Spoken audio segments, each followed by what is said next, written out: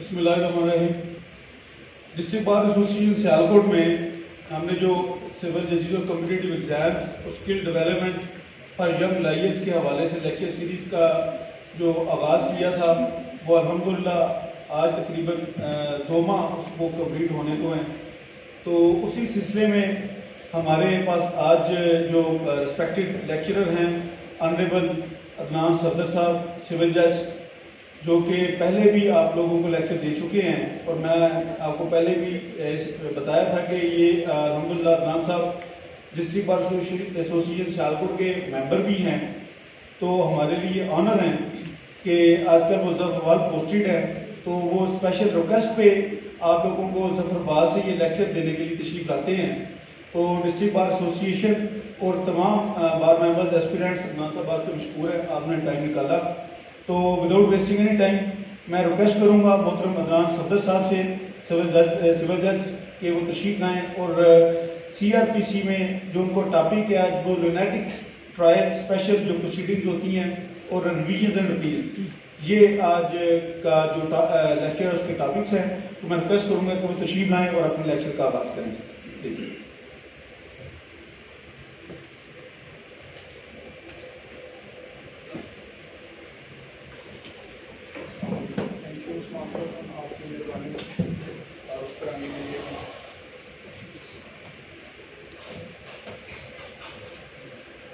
United इससे पहले किसी ने पढ़ा हो? किसी ने नहीं पढ़ा ये टॉपिक? इससे पहले किसी ने नहीं पढ़ा?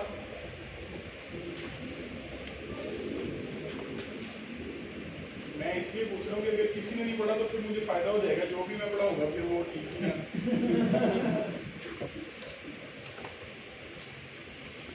सर के कहने का मतलब ये है कि टॉपिक आपको दे दिया गया था, घर से पढ़ के आना चाहिए था।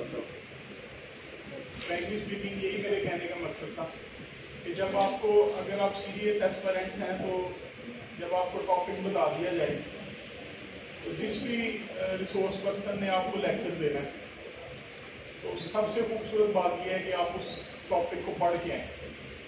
हम पंजाब जुडिशल अकेडमी में ट्रेनिंग पे जब भी जाते हैं तो हमें हमारा शेड्यूल जो है वो पता होता है। उसका सिर्फ एक ही मकसद है कि जब वो शेड्यूल का हमें पता है तो कल क्या करना है हमने उसके लिए पहले से प्रिपेयर हो।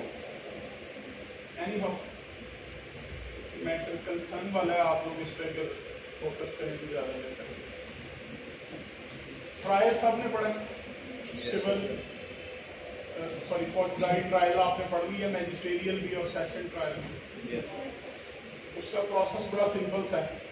आप सबसे पहले कॉपीज डिस्ट्रीब्यूट करेंगे, चार्ज फ्रेम करेंगे, अगर एविडेंस कॉल करनी पड़ी तो एविडेंस कॉल करेंगे प्रोसिक्यूशन की, एक्यूज की हेयरिंग होगी, उसके बाद आप उसको डिसाइड करेंगे। मैजिस्ट्रेटियल इज दिस सिंपल। लेकिन फर्ज करें अगर आपके सामने एक एक्यूज खड़ा है एंड यू पर्सनली फील्स और द सर्कमस्टांसेस जस्टिफाइज कि वो ल्यूनेटिक है, तो फिर आप क्या करेंगे? प्रोसीजर तो आप पढ़ चुके हैं, वो तो आपने ऑप्ट करना है। तो इस ट्रायल को किस तरह से आप डील करेंगे? ये स्पेशल एक इंसिडेंट है, स्पेशल प्रोसीडिंग है, तो इसीलिए CRPC ने इसको अलग से इस सर्कमस्टांस को टैकल किया है, इसका प्रोसीजर डिफाइन किया है। अगर फर्ज करें कि ट्रायल के दौरान आपको ये बात पता चलती है कि जिसका ट्रायल करने लगे हैं वो तो यूनाइटेड है, तो फिर हम क्या करेंगे? रेलेवेंट प्रोविजन इसकी हैं 464, 475। प्रोसीजर को शुरू करने से पहले ये बात आप ध्यान में रखें और रिकॉल करें जरा कि ये प्रोविजंस की क्यों जरूरत पेश आई होगी। आप रिकॉल करें कि जब आप चार्ज फ्रेम करते हैं तो उस चार्ज की फ्रेमिंग का क्या पर्पज होता है?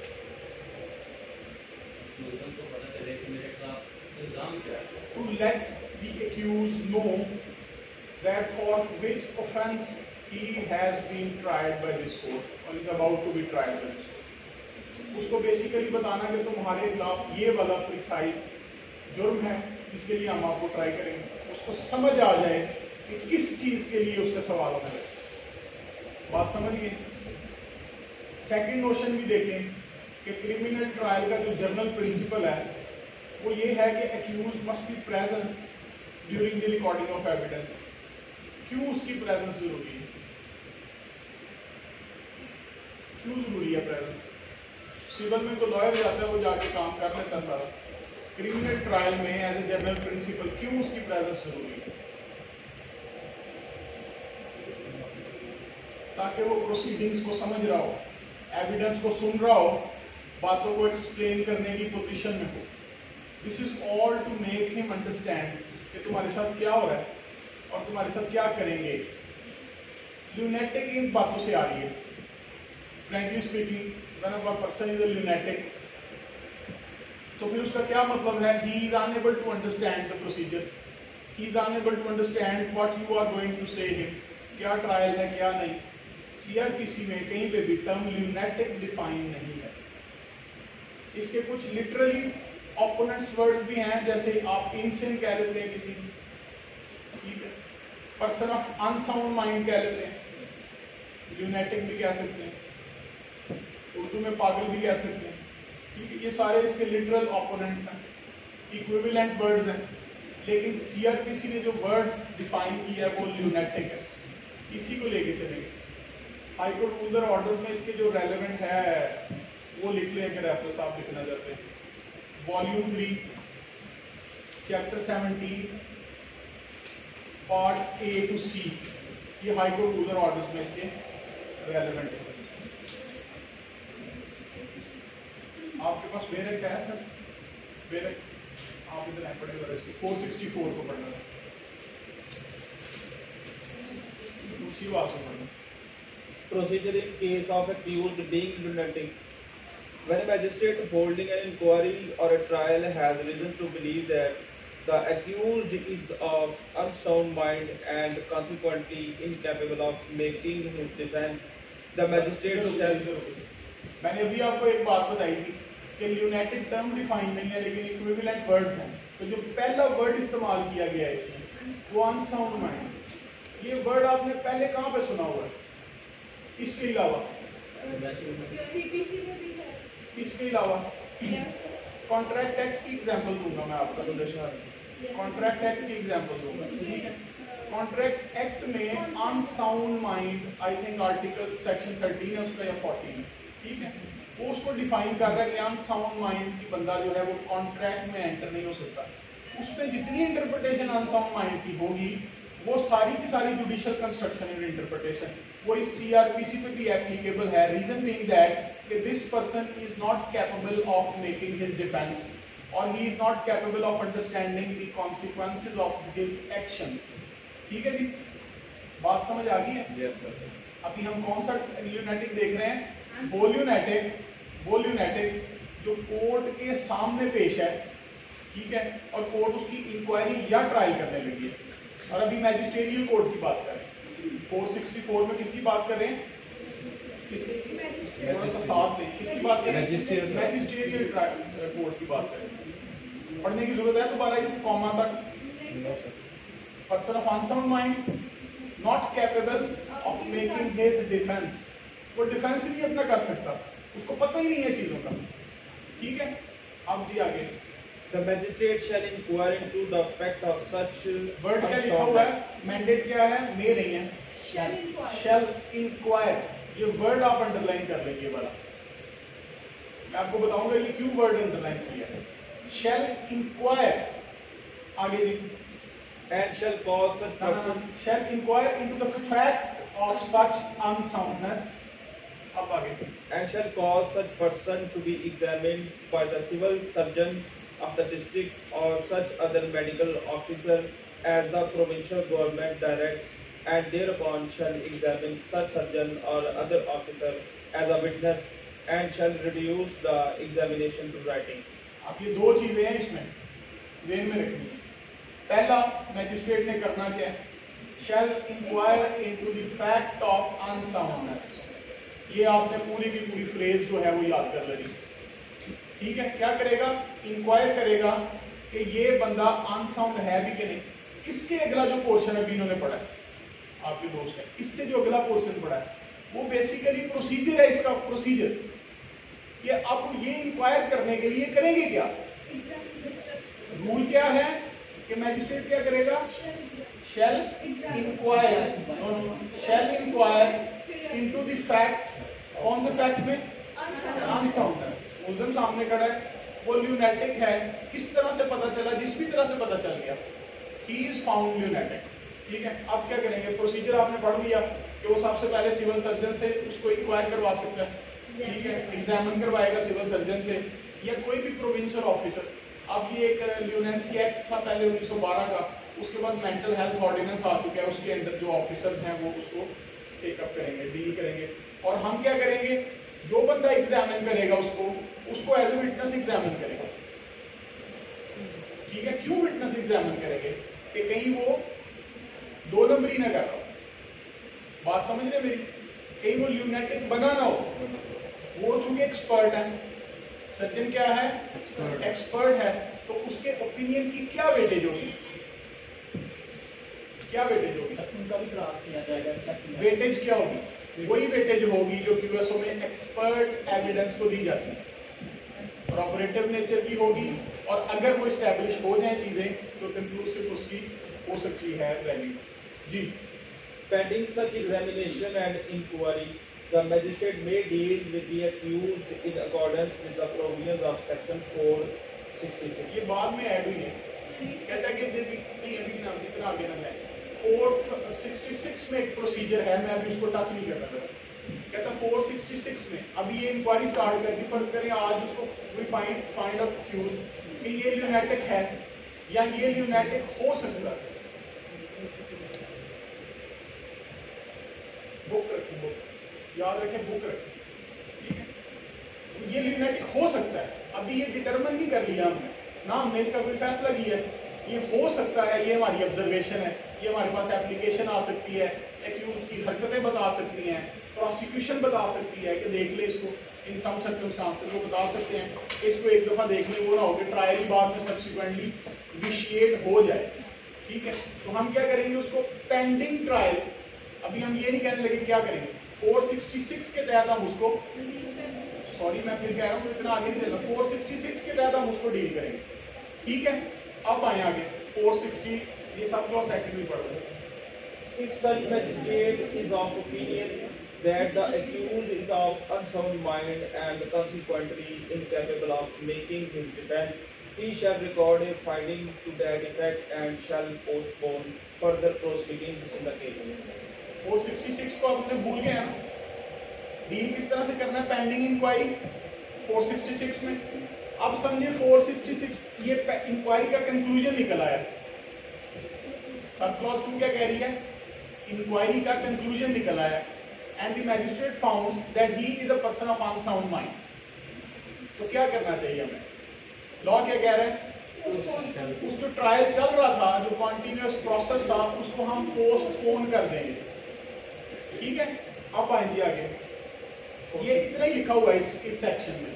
464 इज कंप्लीट, इसने सिंपल प्रोसीजर बताया, मैजिस्ट्रियल कोर्ट है, उसमें एक एक्यूज आ गया, कोई एप्रीहेंशन हुई, कोई रीजनेबल ग्राउंड मिली कि he may be a lunatic, court magistrate क्या करेगा, magistrate will start an inquiry, inquiry में क्या करेगा, प्रोसीजर बता दिया, सिविल सर्वेंट एग्जामिन करेगा या प्रोविंशियल गवर्नमेंट जो भी बंदा डिफ्यूज करेगी उससे एग्जामिन करेगा, उस बंदे को फिर कोर्ट में एग्जामिन किया जाएगा, और नतीजा ये निकला कि हमने ये तो सबर कर लिया, ये हमने एस्टैब्लिश हो गया हमारे पास सामने मैजिस्ट्रियल कोर्ट में कि this person is person of unsound mind, तो हमने ट्रायल को पोस्टपोन कर दिया।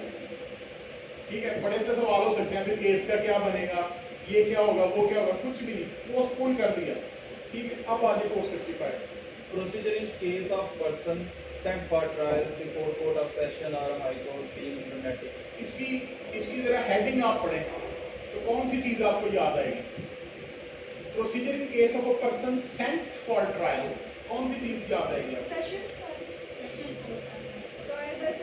190 सब क्लॉज 3, उसमें मैजिस्ट्रेट क्या करता है, कॉग्निजेंस लेता है, और चूंकि वो ट्रायबल बाय सेशन कोर्ट होता है तो सेंड करता है उस ट्रायल। बात समझिए, बात समझे? Yes. क्या करता है वो खुद उसको ट्राई नहीं कर सकता, लेकिन कॉग्निजेंस उसी ने लेनी है, and he sends that accused for trial to home court of session अपने।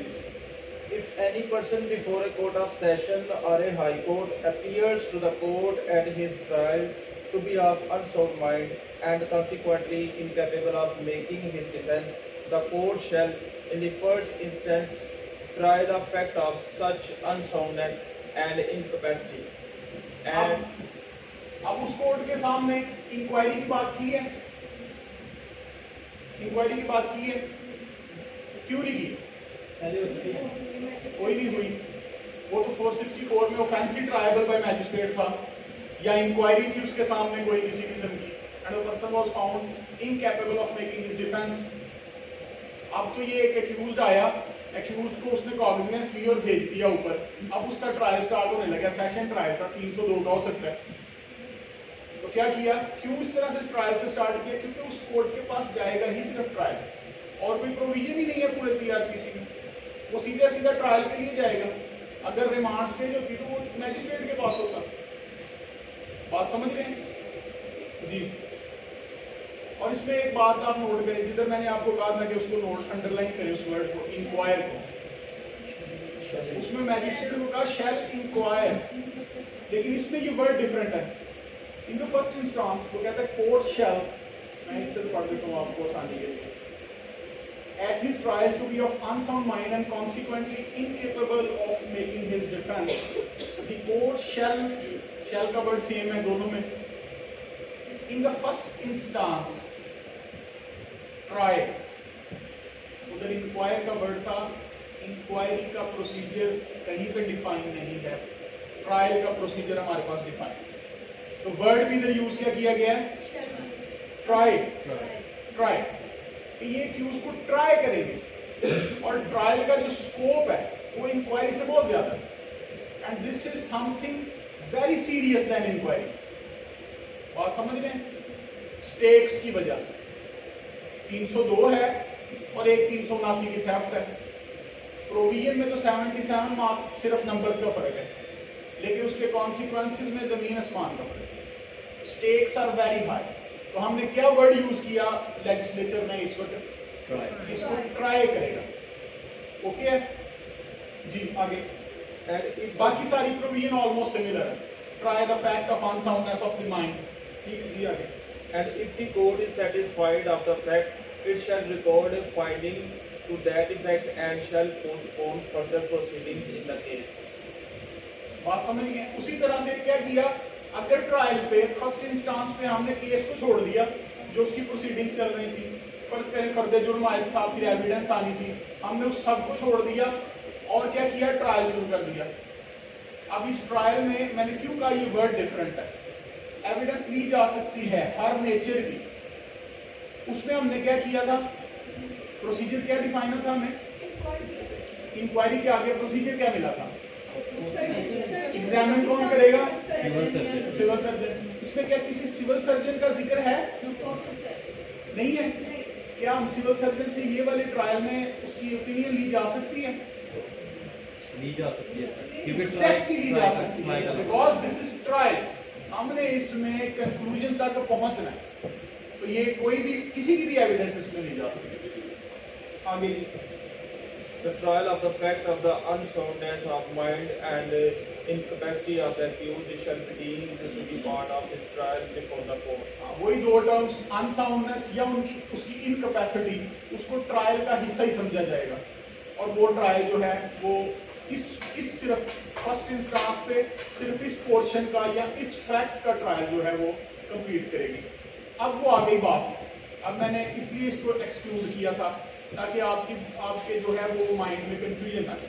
464 मैजिस्ट्रेट और ल्यूनेटिक, 465 सेशंस कोर्ट और ल्यूनेटिक, और इसके दौरान इसके दरमियान में एक इंक्वायरी की स्टेज, एविडेंस लेने में टाइम भी लग सकता है, ठीक है, कोई भी फैक्ट्स हो सकते हैं, आपकी हड़ताल भी हो सकती है, ठीक है। तो उसमें क्या होगा फिर, ऑब्वियसली उस ल्यूनेटिक के लिए हमें स्पेशल प्रोसीजर चाहिए, जिसके लिए एप्रीहेंशन हमारी डेवलप हो गई कि ये might be he is a lunatic, ठीक है। अब जी 466 Release of lunatic pending investigation or trial. Whenever an accused person is found to be of unsound mind and incapable of making his defense, the magistrate or court, as the case may be, whether the case is one in which bail may be taken or not, may बातें release him. ये translate करने की जरूरत तो नहीं है ना? ठीक है, चलिए आगे। Custody of lunatic. हाँ, इसी को पढ़े ना आप continue. Whether the case is one in which bail may be taken or not, may release him on sufficient security, being given that he shall be properly taken care of and shall be prevented from doing injury to himself or to any other person, and for his appearance when required before the magistrate or court or such officer as the magistrate or court appoints in this behalf. अब वो inquiry pending थी जो magistrate कर रहा था, stage कोई भी हो सकती है, इन्वेस्टिगेशन की हो या ट्रायल की हो। अब वो इंक्वायरी पेंडिंग थी या सेशन कोर्ट के पास ट्रायल पेंडिंग थी इसी फैक्ट के रिलेटेड। कौन सा फैक्ट? ल्यूनेंसी का फैक्ट, ठीक है, अनसाउंडनेस या इनकैपेसिटी ऑफ द एक्यूज्ड का फैक्ट। और हमने क्या करना है, इस एक्यूज्ड का उसके दरमियान में बंदोबस्त करना है। तो ये कोर्ट कहती है, प्रोसीजर कोड कह रहा है कि हम उसको रिलीज कर सकते हैं। ऑफेंस चाहे वो बेलेबल है चाहे वो नॉन बेलेबल है, बात समझ रहे हैं मेरी? अब बेल का उसके पास राइट तो होगा ऑब्वियसली, वो तो अपनी जगह स्टैंड करेगा, लेकिन हम पेंडिंग इंक्वायरी या पेंडिंग ट्रायल उसको रिलीज कर सकते हैं। ये स्पेशल पावर है। अब आप इसको कहें ये बेल है कि नहीं है, ये कुछ भी हो सकता है, इन शराइत पे करेंगे। बेल तो मैं इसको कह ही नहीं रहा ना, मैं उसको रिलीज का वर्ड यूज कर रहा हूँ जो कोर्ट ने इस्तेमाल किया। आप भी कुछ करें यही वर्ड यूज करें, किसी भी अब इसको रिलीज किया है, ठीक है, कोर्ट कर सकती है किन शराइत पे, इसी में लिखी हुई है। Sufficient security. नहीं, क्या भी करेगी क्या, इसी में पढ़ा है हमने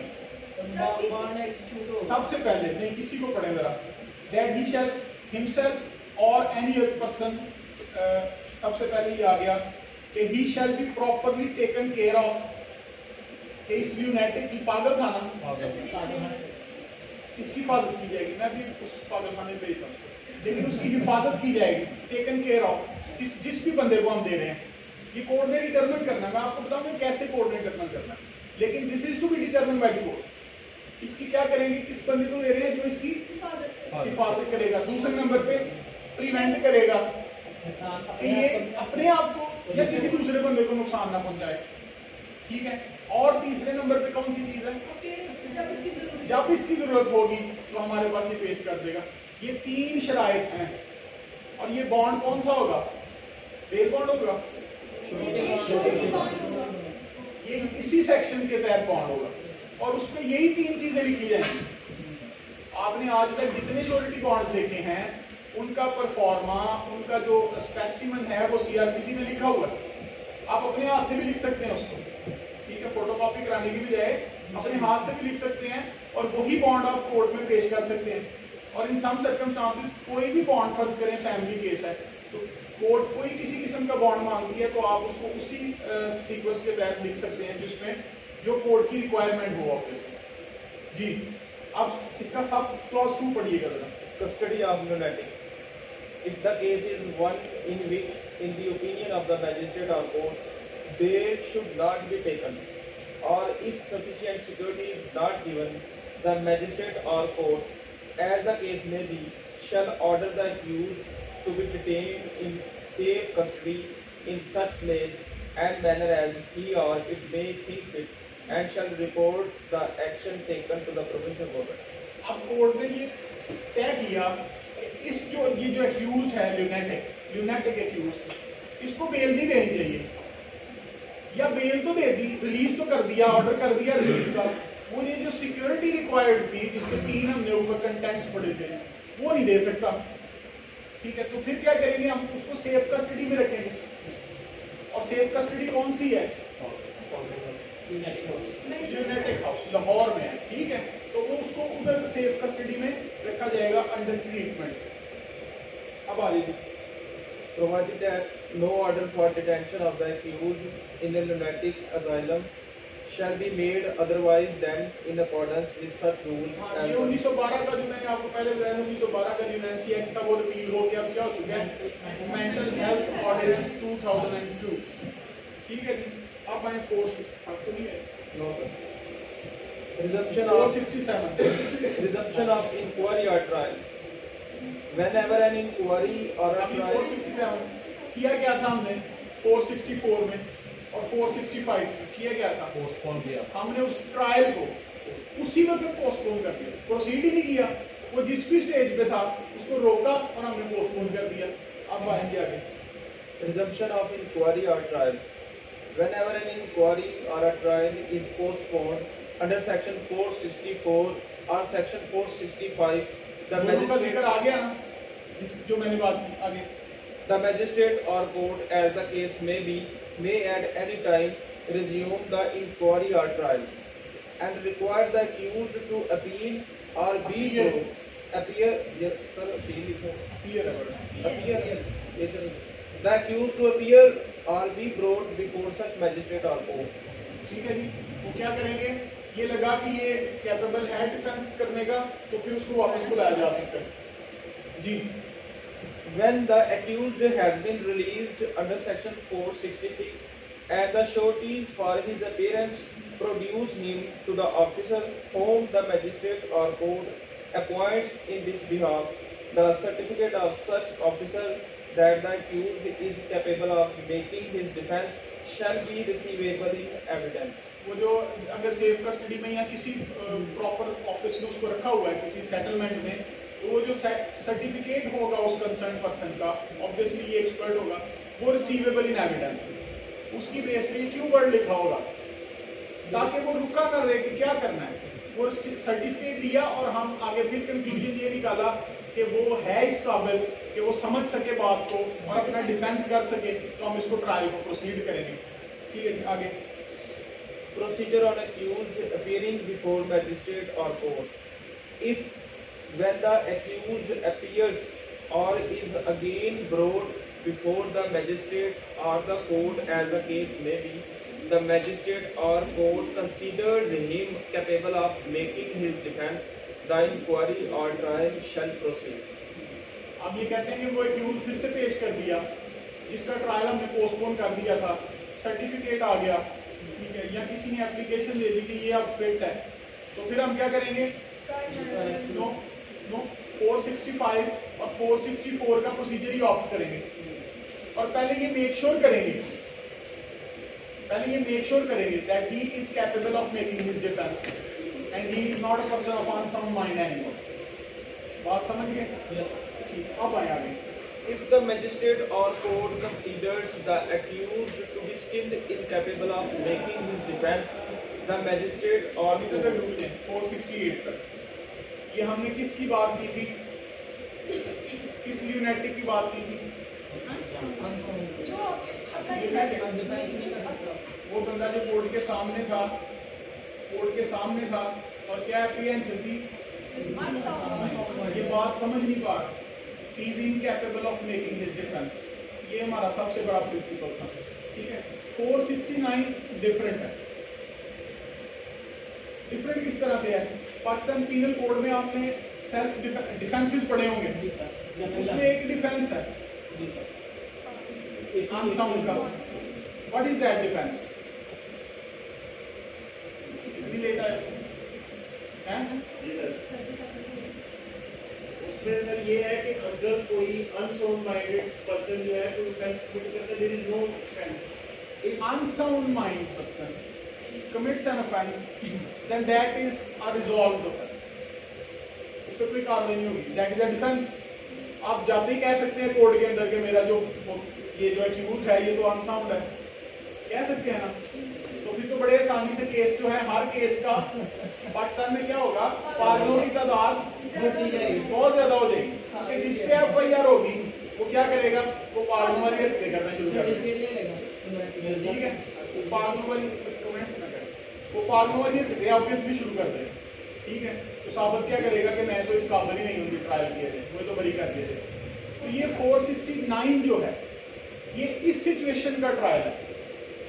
पहला हमने पढ़ा था कि क्यूज हमारे सामने है, इसके बारे में वी आर नॉट कंसिडर्ड कि जब इसने ऑफेंस कमिट किया था, जब इसने ऑफेंस कमिट किया था, क्या मैं कह रहा हूँ, ऑफेंस कमिट किया था, तो ये जो शख्स है ये अनसाउंड था। हमने ये कहीं नहीं कहा, ना 466 में ये पढ़ा, ना 465 में ये पढ़ा कि जब ऑफेंस कमिट किया था तो ये यूनाइटेड था। 469 में हम ये बात पढ़ेंगे कि जब वो ऑफेंस कमिट कर रहा है तो यूनाइटेड था, तो क्या करें। अभी आपने कुछ दिन पहले देखा होगा, सरहद में शायद एक बंदा था जो सड़क पे जाते हुए लोगों को पत्थर मारता था, देखा किसी ने, सीसीटीवी फुटेज, उसके बाद उसको पकड़ा गया। तो वो क्या करता था, बंदा साइकिल पे जा रहे हैं, पैदल जा रहे हैं, वो पत्थर उठाता था और अपनी फुल एनर्जी के साथ उसको सर पे जो है वो हिट करता। And he was a United, probably he was a United. ठीक है, तो इस तरह का प्रोसीजर क्या करना चाहिए हमें। 469 अब उसका ऑब्वियसली उस पर एफआईआर हो जाती है, तो किस तरह उसको डील किया जाए। यूनाइटेड है, पागल है जी। When accused appears to have been insane, when the accused appears to be of sound mind at the time of inquiry or trial. अब स्टार्ट किधर से किया है, इंक्वायरी या ट्रायल स्टार्ट हुआ, but the accused appears to be sound mind. ठीक है, अब वो पागल नहीं लग रहा हमें, समझ रहे बात। अब जी, And the magistrate or court is satisfied from evidence given before him, or it that there is reason to believe that the accused committed an act which, if he had been of sound mind, would have been an offence, and that he was at the time when the act was committed by reason of unsoundness of mind incapable of knowing the nature of the act, or that it was wrong or contrary to law, the magistrate or court shall proceed with the case. बात की समझ आई किसी को कि नहीं आई? नहीं आई लग रहा है, नहीं आई किसी को समझ। कंसीडर ये किया है कि एक्यूज हमारे सामने खड़ा है and he is not, he is a person of sound mind. आपकी बात समझ रहा है, लेकिन एविडेंस सामने ऐसी मौजूद है या रीजन टू बिलीव मौजूद है कि when he committed this act he was not a person of sound mind। ये हमारे पास इसका कंक्लूजन निकला है। समझा पता कि ये जुर्म है या नहीं है। ये वही लैंग्वेज है जो पीपीसी में लिखी हुई है। ठीक है, he was not knowing the nature of the offense, not knowing the nature of the consequences of his act, ये offense भी हो सकता है। तो हमने क्या किया, ऐसे बंदे का, अब वो कैपेबल है, साउंड माइंड है इस वक्त, लेकिन जब एक्ट कमिट किया था तो एविडेंस ये है कि he may be unsound mind. We will proceed with the trial. क्या करेंगे, we will proceed with the trial. अब आगे आएंगे, डिफरेंस समझ गए आप दोनों में, 464, 65 में और इस सेक्शन में। उसमें क्या किया हमने, ट्रायल को एकदम से हमने पोस्टपोन कर दिया, एक स्टेप भी नहीं आगे चलेंगे हम। Accused is a person of unsound mind, we will not go any further, stop it, रोक दिया। और हमने क्या किया, इंक्वायरी शुरू कर दी। यहाँ पे क्या किया हमने, एविडेंस आ गई या रीजंस इस तरह के हैं, रीजन टू बिलीव है कि he may be a person of unsound mind, तो हमने क्या किया, तो अभी वो साउंड माइंड है, ये ज़हन में रखना। दोनों भी तो सिचुएशन हो सकती है ना, उस वक्त भी अनसाउंड माइंड था, अभी भी अनसाउंड माइंड है, तो क्या करेंगे, नहीं करेंगे।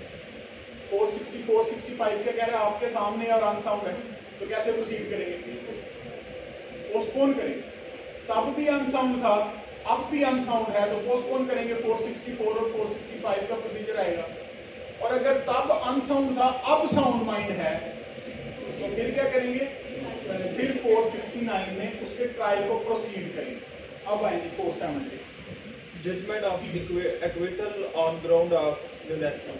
Whenever any person is title इसका आप पढ़े, सुने जरा, दोबारा से पढ़े सारे title. judgment of judgment of acquittal, ठीक है, आप उसको बरी करना है अभी। ठीक है, हाँ जी, क्यों करना बरी ये बता देते हैं। whenever any person is acquitted upon the ground that at the time at which he is alleged to have committed an offence he was, by reason of unsoundness of mind, incapable of knowing the nature of the act alleged and unsoundness of mind, conclusion क्या निकला? Court ने conclusion क्या निकाला अपनी inquiry trial का, proceedings का, कि he was unsound, incapable of knowing the nature of his act, फिर alleged as constituting the offence, or that it was wrong or contrary to law. The finding shall state specifically whether he committed the act or not. अब court एक तो हमने try किया कि he was unsound mind, ठीक है, ये हमने कंक्लूजन निकाल लिया कि ये उस वक्त अनसाउंड माइंड था। अब हमने उसको एक्विट करना है, पोस्टपोन नहीं करना। क्या करना है? उसने उस वक्त जब ये एक्ट कमिट किया था तो he was a person of unsound mind, not knowing the nature of his act, ठीक है। हमने इसी ग्राउंड पे उसको एक्विट करना है, लेकिन एक रिक्वायरमेंट जजमेंट की जो इस सेक्शन में लिखी गई है वो बड़ी इंपॉर्टेंट है।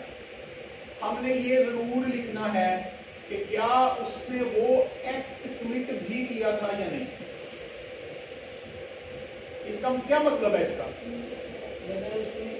अगर उसने किया है तो उसको उसके साथ चार्ज किया जाएगा, उसको कन्विक्शन की जाएगी। कन्विक्शन तो हमने उसकी नहीं करनी है, उसने किया भी है तो फिर भी अगर उसके साथ भी ये लागू किया जाएगा कि जब उसने ऑफेंस किया है तो जो है ना अनसाउंड माइंड। रीजन लिखने ये चीज ट्राई कंक्लूजन निकालने की क्या जरूरत है? अब हमने फर्ज करें ये बात तय कर ली कि इसने ये जो है ये अनसाउंड माइंड था, तो एक्ट कमिट किया या नहीं किया इससे क्या फर्क पड़ता है? एक्विट तो हमने उसको करना है। क्यों ये वाली चीज फाइंडिंग होगी? क्यों होगी? तो जजमेंट का हिस्सा तो आना चाहिए, दूसरा फर्दर प्रोसीडिंग के लिए की जरूरी है। भाई देखिए मेरी बात सुने, जब उसने एक्ट ही कमिट नहीं किया तो वो अनसाउंड था या साउंड था, कोई कॉन्सिक्वेंसेज नहीं है। लेकिन उसने जब एक्ट कमिट किया था अनसाउंड था, हम उसको क्लीन चिट दे रहे हैं, एक्विट कर रहे हैं, बाहर निकल के फिर वो पागल हो जाए तो फिर कौन जिम्मेदार है? बात समझ रहे हैं? तो कोर्ट ये डिटरमिन जरूर करेगी कि क्या इसने वो एक्ट कमिट किया था कि नहीं किया था। इसको डिटरमिन किए बगैर हम उसको एक्विटल की जजमेंट इनकम्प्लीट होगी। बात समझिए? बात समझ गए? किसको नहीं समझ आएगी वो आपका सबको आगे। यही था कि आपने फरमाया कि जजमेंट में हवाला अगर पता चल गया कि बंदा अनसाउंड माइंड है तो बाद में फिर तो कोई चीज कर दे ऑफेंस की बनाने के लिए लेगा कि बाद में मैं अनसाउंड। देखिए वो बाद में डिटरमिन करेंगे ना, जैसे ही बंदा मतलब परमानेंट ही अनसाउंड है, ठीक है, तो देन कोर्ट क्या कहे जिससे फिर तो हम उसका ट्रायल ही नहीं करेंगे ना नेक्स्ट टाइम। परमानेंट अनसाउंड है तो फिर 464 और 465 बंदे को मारता है नहीं कर, क्यों मारता है? लेकिन बाद में जब अभी भी अनसाउंड माइंड है हमने उसे बरी कर दिया, छोड़ दिया, तो बाद में वापस आ गया। अभी वो अनसाउंड माइंड नहीं है, आप थोड़ा सा कंफ्यूज कर रहे हैं इस बात को अपने mind. I am not confuse. 464 में वो अनसाउंड है जब आपके सामने। बात समझ गए? उसका क्वेश्चन समझ गए? किसी और को कंफ्यूजन है ये वाली? अभी यही कंफ्यूजन है। 464 में आपके सामने क्या सिचुएशन थी? अनसाउंड था, इनकैपेबल ऑफ मेकिंग डिफेंस था। 465 में भी इसी तरह से था। आपने क्या किया? पोस्टपोन कर दिया। 469 में क्या डिफरेंस आया? साउंड माइंड था, लेकिन रीजन ये है, हमारे पास एविडेंस ये है, जब एक्ट कमिट किया था उस वक्त अनसाउंड था, अब साउंड माइंड है, तो हम उसका ट्रायल करेंगे। तो पाकिस्तान पीनल कोड ने इसको एक डिफेंस दिया हुआ है कि ये बंदा जब भी इस तरह का ऑफेंस करेगा जो अनसाउंडनेस में कमिट किया जाए तो फिर उसको सजा नहीं दी जाएगी। अब क्यों नहीं दी जाएगी? ये जूरिस्प्रूडेंशियल बात है, जूरिस्प्रूडेंशियल बात है। आपने किस किस ने अच्छी तरह से क्रिमिनोलॉजी पढ़ी है? किसी ने नहीं पढ़ी क्रिमिनोलॉजी? क्राइम के इंग्रेडिएंट्स कौन से हैं? तो ही इज लैकिंग मेंस रिया। सजा किस चीज की देनी उसको? एक्टस रिया पे तो हर ऑफेंस पे सजा नहीं होती। Mains Riya must be coupled, ठीक है, फिर सजा देंगे। तो मेंस रिया ही नहीं है उसका, तो फिर उसको कैसे आप सजा देंगे? ठीक है। और उसका प्रोसीजर इसीलिए सीआरपीसी ने क्या किया कि इसको अलग से स्पेशल प्रोसीडिंग बना के इसमें रख दिया, ताकि जब भी ये सिचुएशंस आए तो फिर उसको टेकअप करने में कोई परेशानी या प्रोसीजर एटलीस्ट अवेलेबल हो, लॉ लेस ना आए। बात समझ गए?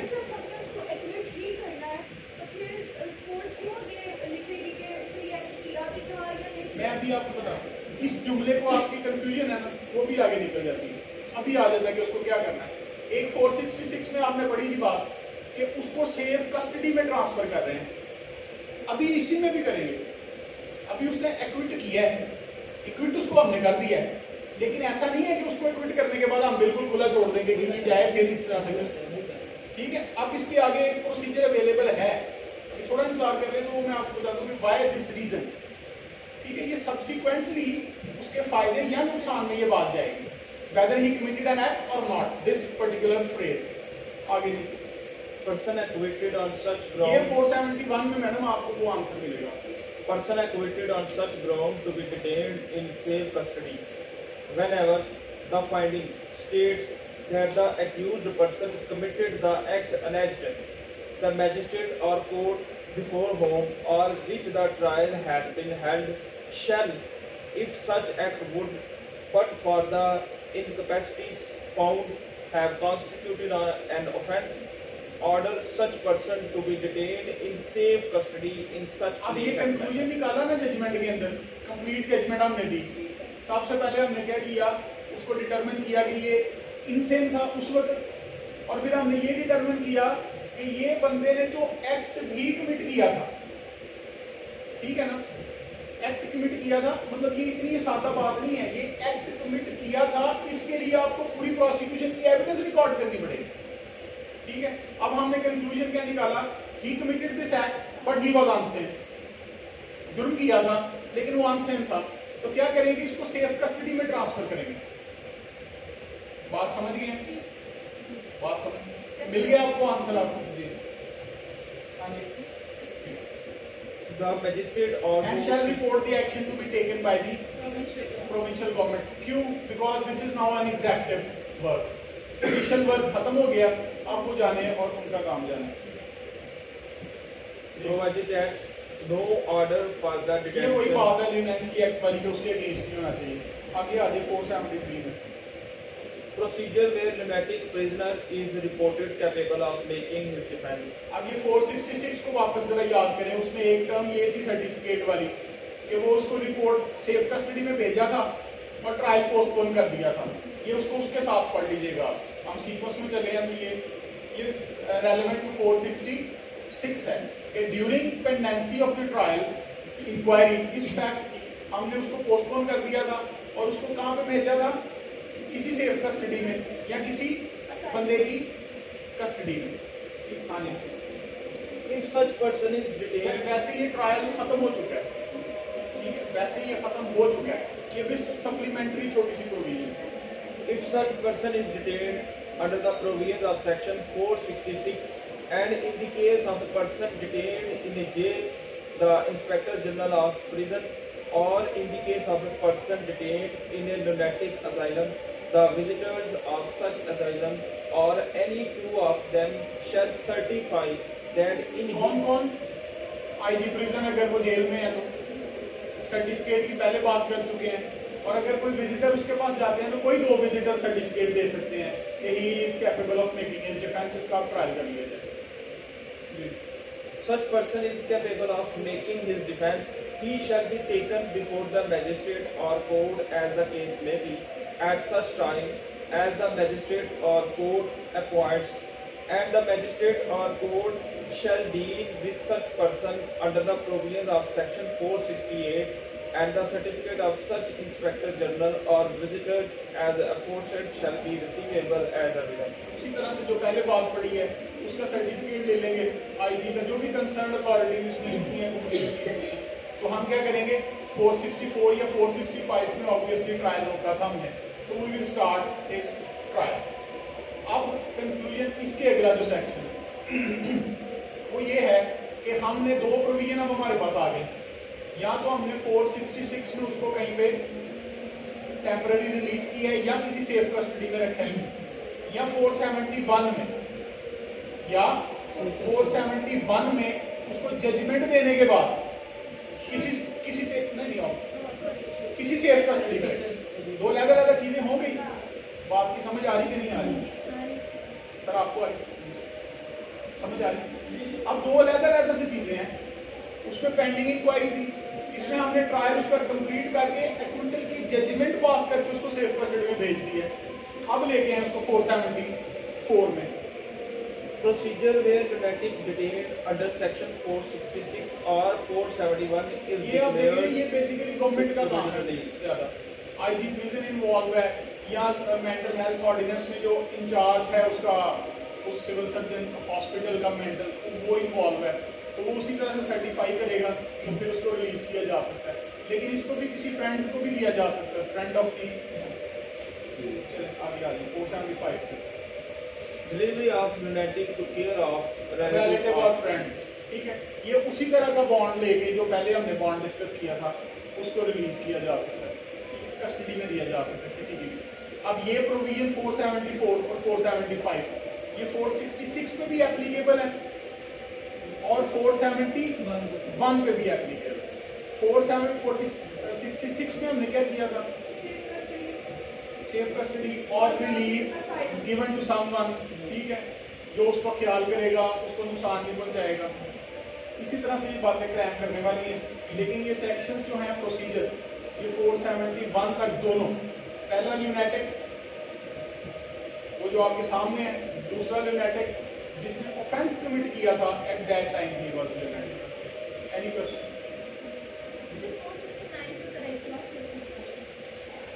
क्या समझ नहीं है मैडम, ये बताइए।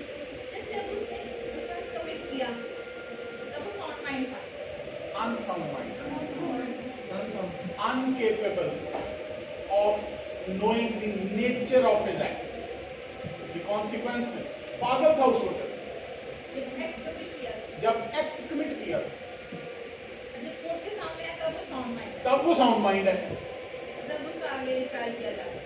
अब उसका ट्रायल किया जाएगा, प्रोसीजर से अब उसका ट्रायल किया जाएगा और कंक्लूजन करेंगे कि उस वक्त हम दो चीजें ट्राई कर रहे हैं ना। हम इसमें सिंपल प्रोसीजर में हम क्या ट्रायल करते हैं, सिंपली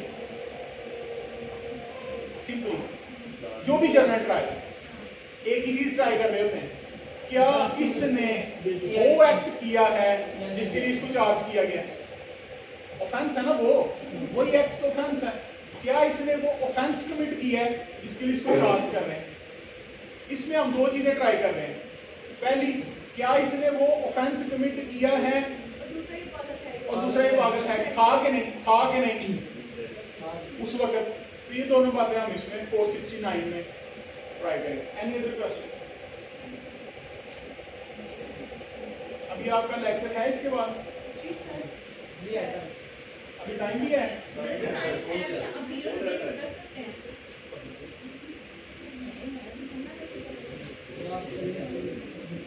इसके रिलेटेड कोई क्वेश्चन है?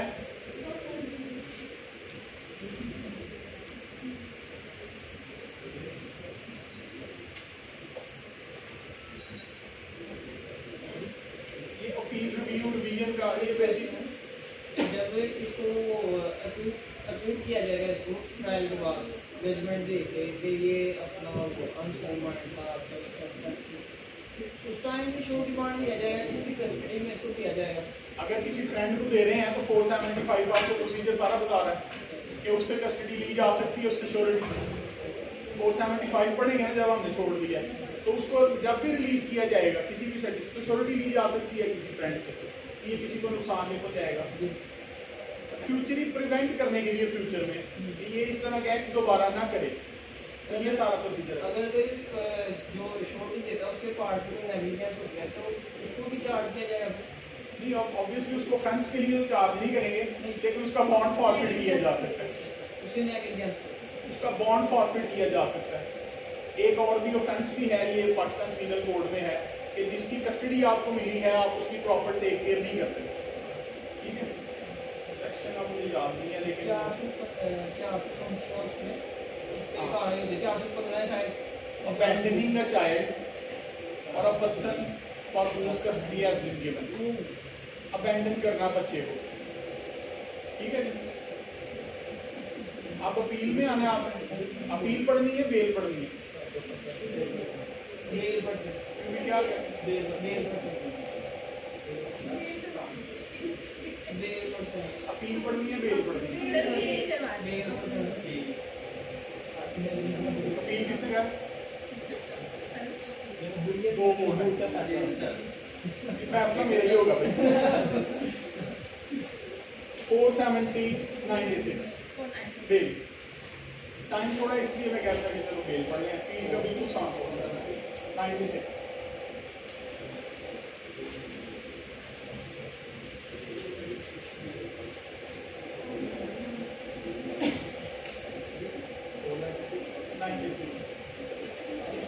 आप सब किसी न किसी बेल में पेश हुए होंगे। कोई है जो आज तक किसी बेल में अपीयर नहीं हुआ? सब इधर देखें, आपस में बातें ना किया करें, डेकोरम जरा मेंटेन रखा करें। कोई है जो आज तक बेल में पेश नहीं हुआ? आप नहीं आज तक बेल पे? कोई बात नहीं, बेल पढ़ा है सबने। आज देखते हैं किस तरह से ये डिफरेंट पढ़ते हैं। 496 पढ़ें, इसको जरा स्टार्ट करें। In what cases bail to be taken?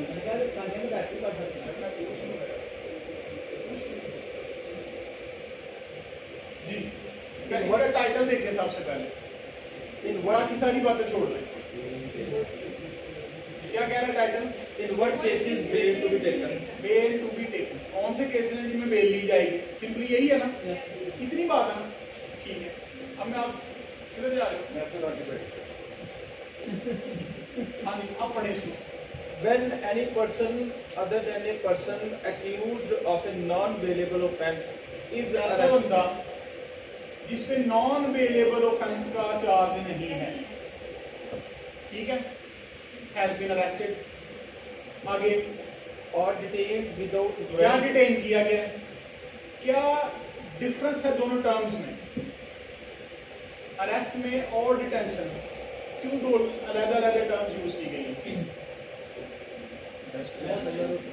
Sir arrest आप अपने पुलिस स्टेशन रखते हैं, जाकर डिटेंशन आप कहीं भी कर सकते हैं, उसके घर को भी आप डिटेन कर सकते हैं। आप पे छोड़ते हैं कि आप इन दो टर्म्स का मानी ढूंढें। क्यों लॉ ने दो टर्म इस्तेमाल की, अरेस्ट भी की है और डिटेंशन भी की है। आपने कभी आप देखे हो मोटरसाइकिल पे आपको रोका हो किसी पुलिस वाले ने? रोके तो आपको कहा हो डॉक्यूमेंट्स दें, वो भी दिए हैं, तो क्या आप अरेस्ट थे उस वक्त? क्या थे? डिटेंशन तो थी ना, सर स्टेन ही था ना, डिटेंशन तो थी ना, डिटेन ही किया ना आपको। एक नेचर है, मतलब I am not giving a specific example, just in a lighter mood कि मैं आपको बता दूं कि this is an example of detention. आपको रोके, पुलिस स्टेशन में आपको बुलाया, सब मैंने अपनी मर्जी से बेल का टॉपिक स्टार्ट, सब पुलिस स्टेशन में उसको बुलाया और उसको अरेस्ट नहीं किया, सिर्फ डिटेन किया। बात समझिए? तो जब magistrate when any person other than a person accused of a non bailable offence is arrested or detained without warrant by an officer in charge of a police station. इधर तक फर्क समझ आ गई? अरेस्ट कौन कर रहा है? Officer in charge of police station. Detain कौन कर रहा है? Officer in charge of the police station. इसके आगे बढ़े, और appears or appears or is brought before a court or is brought before the court and is prepared at any time while in the custody of such officer और or वो बंदा जिसको non bailable offence के लिए charge किया है, या arrest किया है, या डिटेन किया है, या वो खुद आ जा अपीयर होता है, या he is brought before the court magistrate, before a court, और वो रेडी है कि मैं बेल बॉन्ड सबमिट कर देता हूँ। ठीक है, ये कंडीशन कौन सी है? He is prepared to submit the surety bonds while in the custody of such officer or at any stage of the proceedings before such court to give bail। Ready किस चीज के लिए? मैं श्योरिटी बेल देने के लिए तैयार हूं। क्या such person shall be released on bail on bail provided, ये 107 वाली प्रोसीडिंग एग्जाम्पशन है, इसको भूल दें।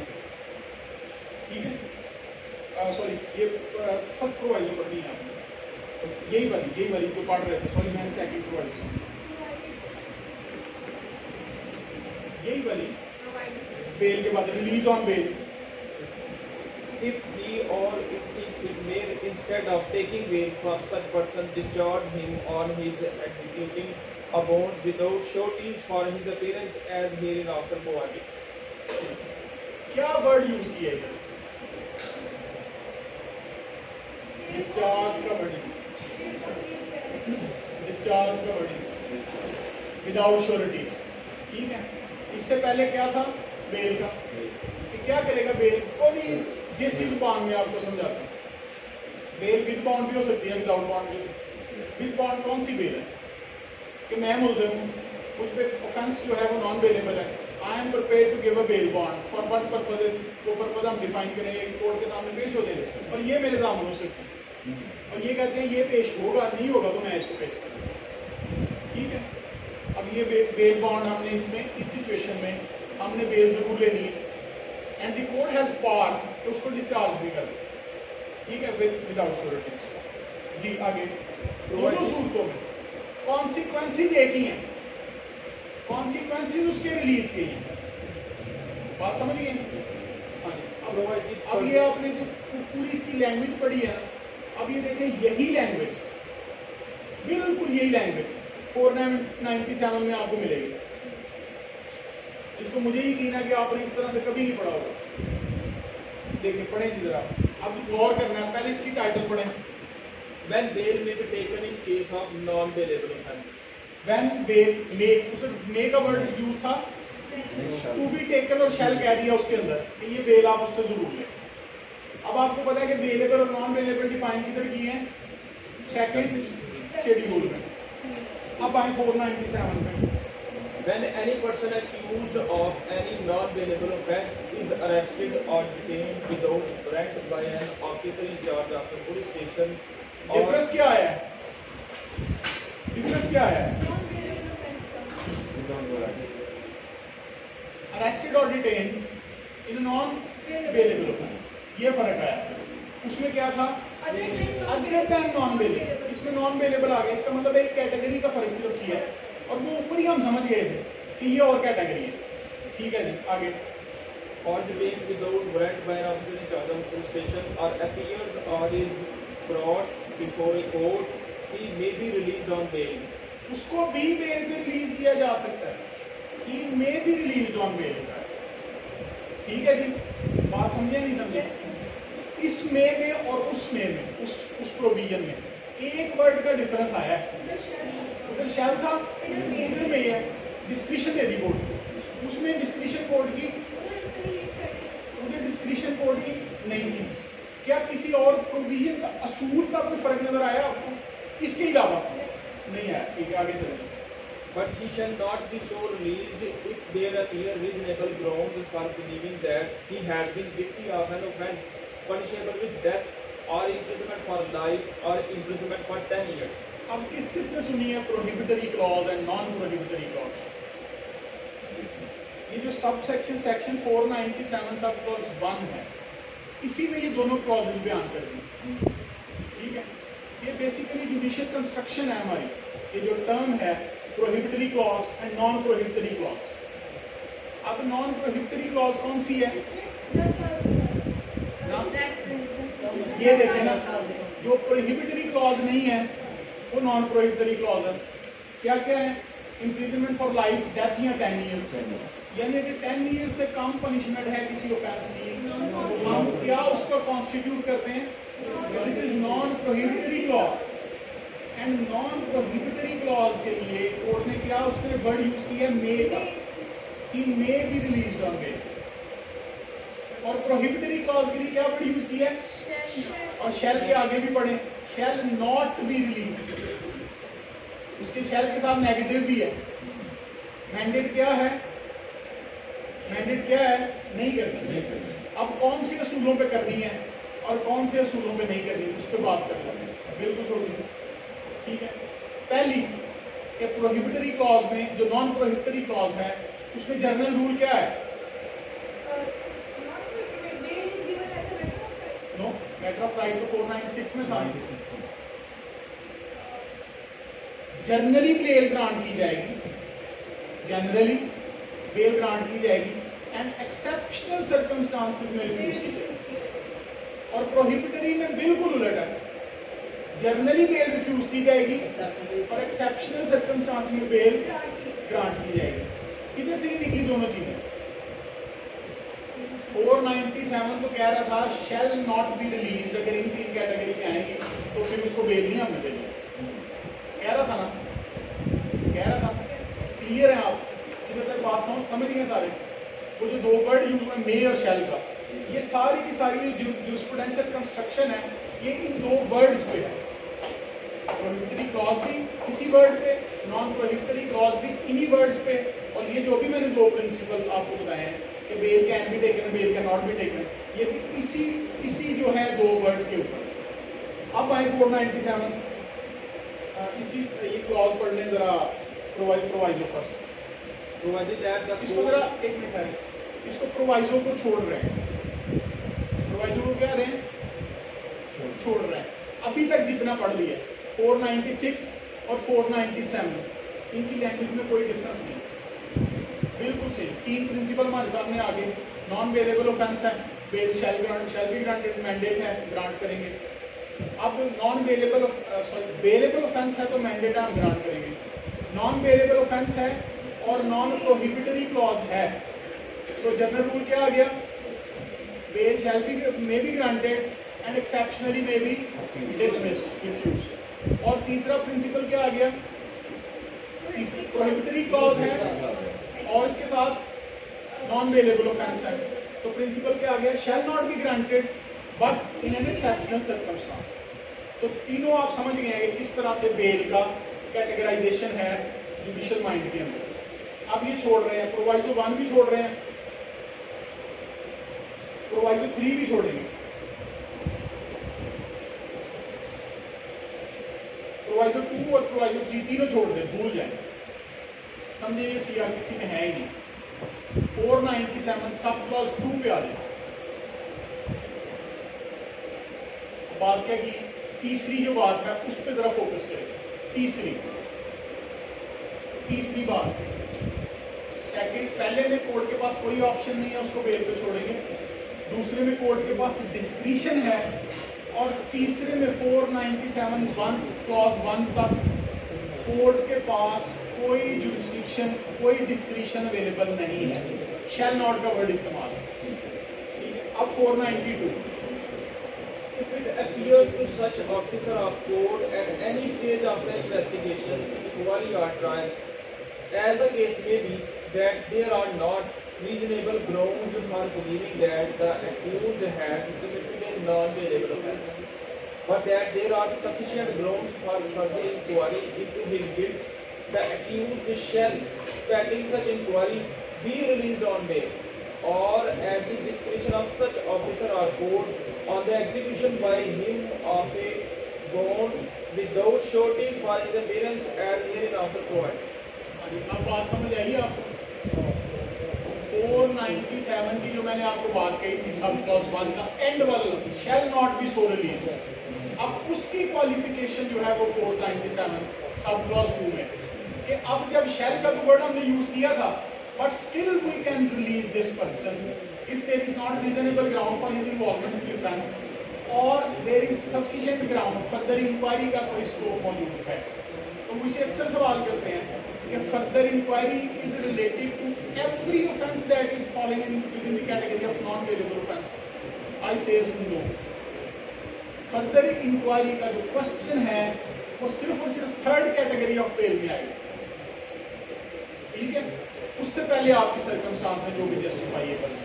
ऑब्वियसली कोर्ट के आप फैसले पढ़ेंगे तो उसमें हर फैसले में आपको फर्दर इंक्वायरी का वर्ड मिल जाएगा, लेकिन लॉ की जो सेंस है उसमें ये बिल्कुल क्लियर है कि फर्दर इंक्वायरी का जो वर्ड है that is related to that discretion of the court, जिसमें कोर्ट के पास कोई डिस्क्रिशन अवेलेबल नहीं थी, 3rd कैटेगरी। तो आप उससे भी हमारे पास क्या आ गई? डिस्क्रिशन आ गई, नहीं प्रोविजन, ठीक है जी। अब इधर तक हमारी बेल क्लियर है। अब बेल कैंसिल हो सकती है, आपको पता ही है ऑब्वियसली, ठीक है? फाइल में किस तरह से कैंसिल हो सकती है? उसने कोई वायलेट कर दी होगी टर्म। अब जुडिशियल कंस्ट्रक्शन भी है इसकी कि वो फर्ज करें वो गायब हो गया तो सुप्रीम कोर्ट ने कह दिया कि आप उसकी हम बेल स्ट्रेट अवे कैंसिल कर सकते हो, नहीं बेल कराया।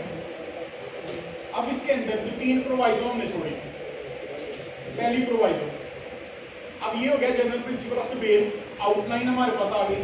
अब क्या हो गया second proviso, provided that the court may direct that any person under the age of 16 years or any woman or any sick or infirm person accused of such an offence be released on bail. कहते हैं बाकी categories तो ठीक है अपनी जगह पे है, 497 सब क्लॉज 1 में तो उसके पास डिस्क्रिप्शन आ गई, 497 सब क्लॉज 2 भी आ गई। तो कौन सी चीजें डिटरमिन की जाएंगी, देखी जाएंगी प्रोवाइजो में? वुमेन होना, टेंडर एज होना और सिक होना।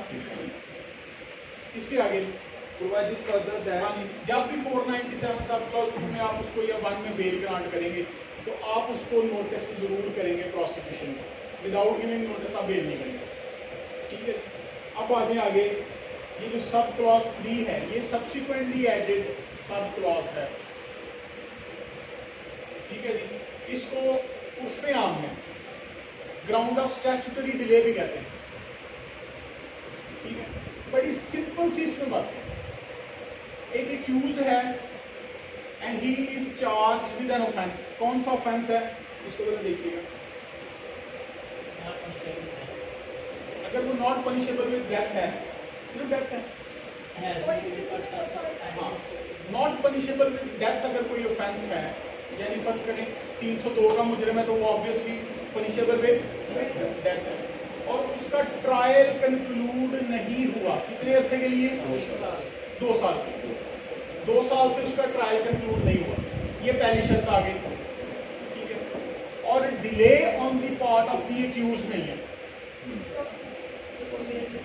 ये किसी पे भी हो, हमें क्या लगे इस बात, प्रोसिक्यूशन पे हो, किसी पे भी हो, लॉ ने तो एकदम यूज किया, delay is not on the part of the accused और a person acting on his behalf.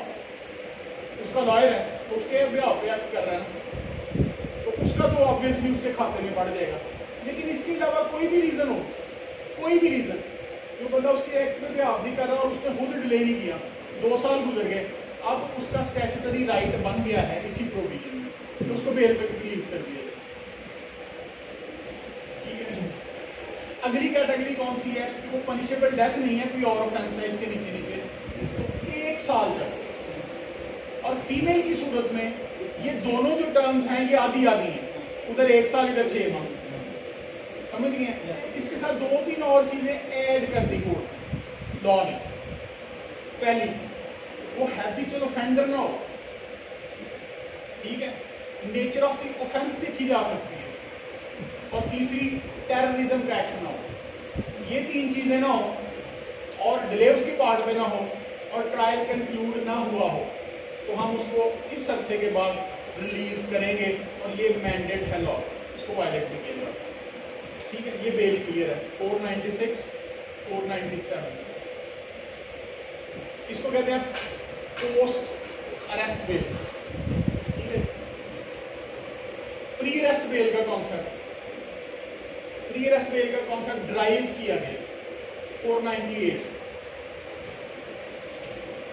जूरिस्प्रूडेंशियल understanding बताने लगूँ मैं आपको अपनी। 497 में, 98 में, कहीं पे भी बहाने के साथ भी, इनडायरेक्टली भी प्री अरेस्ट बेल का जिक्र नहीं है, पढ़ने की भी जरूरत नहीं है, कहीं पे जिक्र नहीं है। ये जो कंस्ट्रक्शन है 1948 की है कि बंदे को अरेस्ट होने से पहले भी बेल ग्रांट की जा सकती है, ठीक है। जब गोरे ने सीआरपीसी बनाई थी तो कम से कम उस वक्त उसको इस प्रिंसिपल का पता नहीं था। अगर पता होता तो 496 और 497 की तरह 498 में बड़ा क्लियरली लिखा जाता कि इन सारी सूरतों के अलावा अरेस्ट या डिटेंशन से पहले भी उसको बेल दी जा सकती है, क्लियरली डिफाइन करता। लेकिन वो क्लियरली डिफाइन नहीं है। जुडिशियल कंस्ट्रक्शन हुई, क्यों हुई? ये हमारी पिक्यूलियर सर्कमस्टांसेस है पाकिस्तान में, क्योंकि पुलिस इधर एफआईआर करने के बाद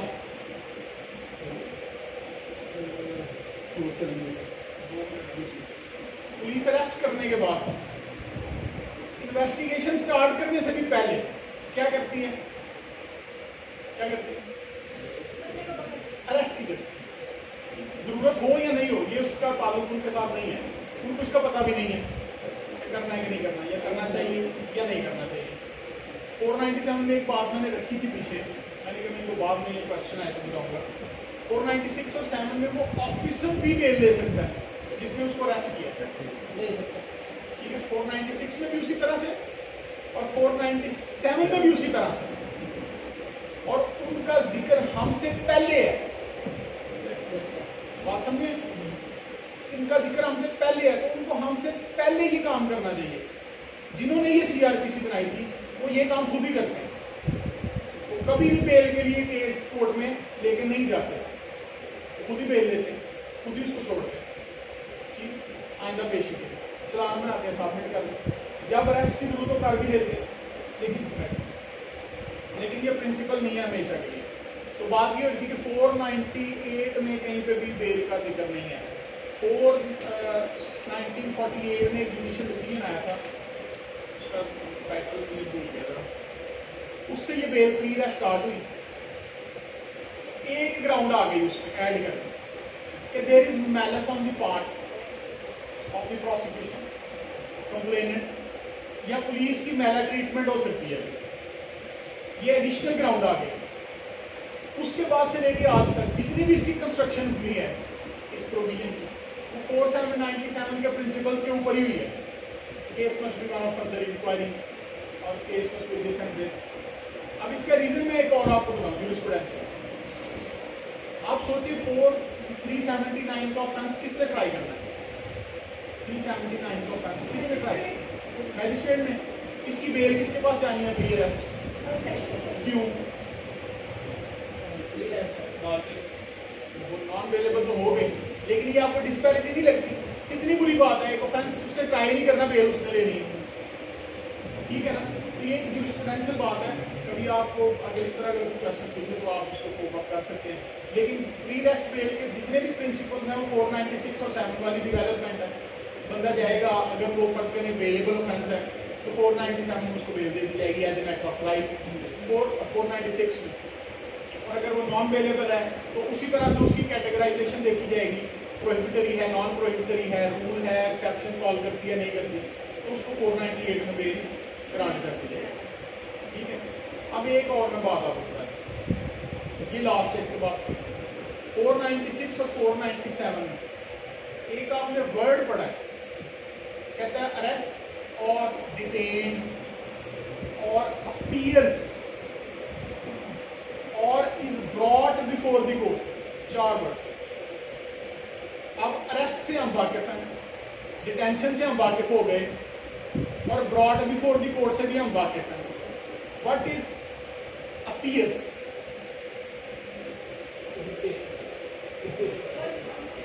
खुद पेश हो सकता है, हो सकता है, हो सकता है ना? तो प्री अरेस्ट 497 के अंदर भी क्यों नहीं हो सकती? ठीक है, this is question for you. आपके सेट साहब के लिए भी आए। Thank you very much.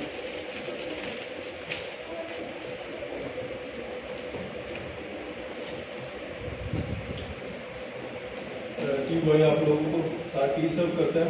तो